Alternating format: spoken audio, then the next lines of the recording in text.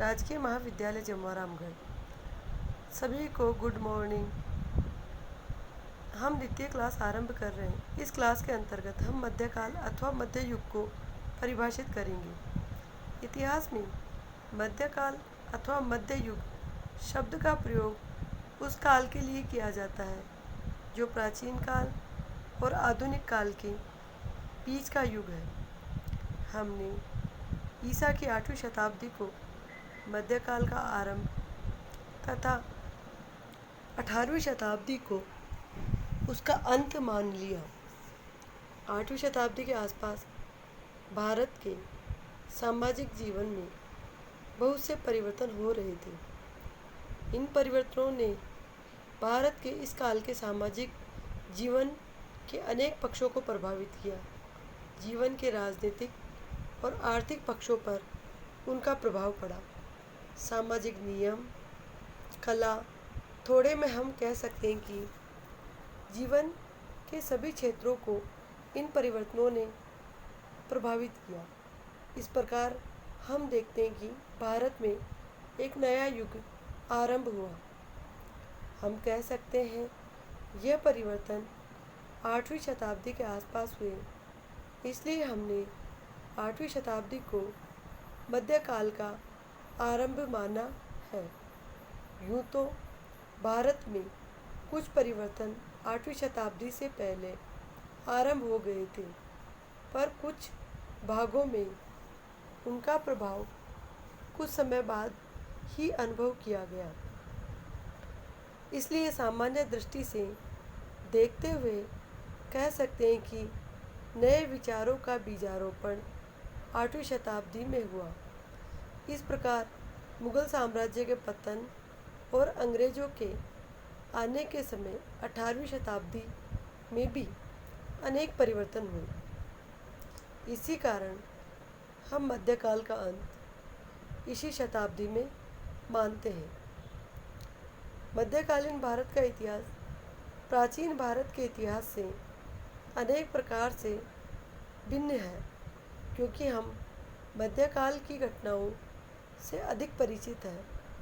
भारत में बोली जाने वाली वर्तमान काल के सभी भाषाओं का विकास इसी काल में हुआ। भारत में आज प्रयोग आने वाले खाद्य पदार्थ इसी काल में लोकप्रिय हुए। हम लोगों में प्रचलित अनेक धार्मिक विश्वासों का विकास भी इसी काल में हुआ। प्राचीन काल की अपेक्षा हमको मध्यकालीन भारत की अधिक जानकारी प्राप्त है, अतः इसके संबंध में हमारा ज्ञान भी अधिक है। मध्यकाल हमारे अधिक निकट है, अतः इस काल का इतिहास जानने के लिए अनेक साधन मिलते हैं। हमारे सामने इस काल का चित्र अधिक स्पष्ट आता है। मध्यकालीन भारत के इतिहास को पूर्व मध्यकाल, सल्तनत काल, मुगल काल, उत्तर मुगल काल के अंतर्गत पढ़ते हैं। पूर्व मध्यकाल में उत्तर भारत के प्रमुख राजपूत राज्य, दक्षिण भारत के प्रमुख राज्य, भारत में अरबी आक्रमण, तुर्की आक्रमण। सल्तनत काल 1206 से 1526 ईस्वी तक, जब कुतुबुद्दीन ऐबक के द्वारा सल्तनत की स्थापना हुई और इब्राहिम लोदी की हार के साथ सल्तनत का अंत हुआ। सल्तनत में गुलाम वंश, खिलजी वंश, तुगलक वंश, शयद वंश और लोदी वंश की प्रमुख घटनाओं का अध्ययन करेंगे। उनके द्वारा प्रशासन, राजनीति, कला, संस्कृति में योगदान का अध्ययन करेंगे। मुगल वंश में बाबर, हुमायूं, अकबर, जहांगीर, शाहजहां तथा शेरशाह सूरी, जो सूरवंश से संबंधित था, का अध्ययन करेंगे।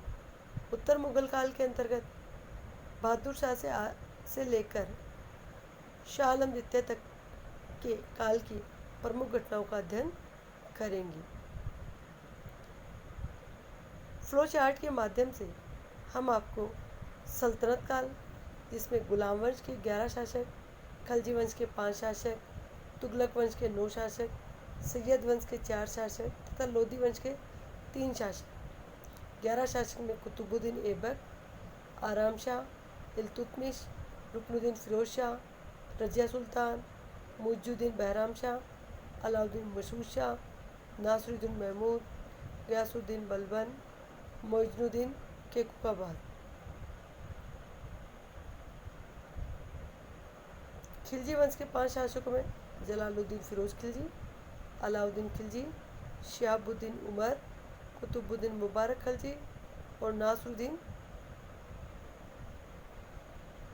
गयासुद्दीन तुगलक, मोहम्मद बिन तुगलक, फिरोज तुगलक, गयासुद्दीन तुगलक शाह, अबू बकर शाह, मोहम्मद शाह तृतीय, खिजरा खां, मुबारक शाह, मोहम्मद शाह, अलाउद्दीन आलम शाह।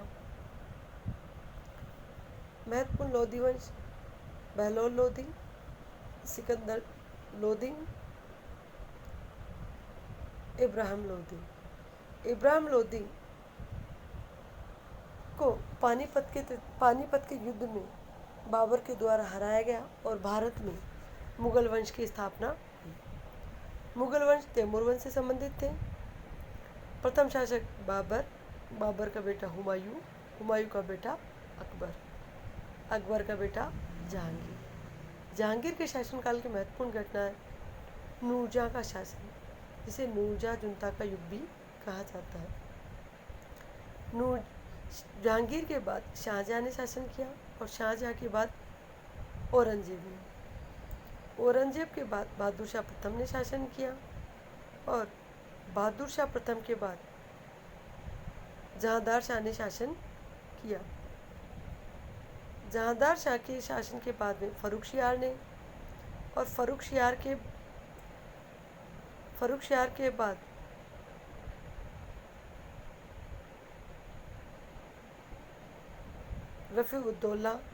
रफ़ी-उद-दौलात ने शासन किया। रफ़ी-उद-दौलात के बाद में मोहम्मद शाह और मोहम्मद शाह के बाद में आलमगीर द्वितीय के बाद में शाह आलम द्वितीय।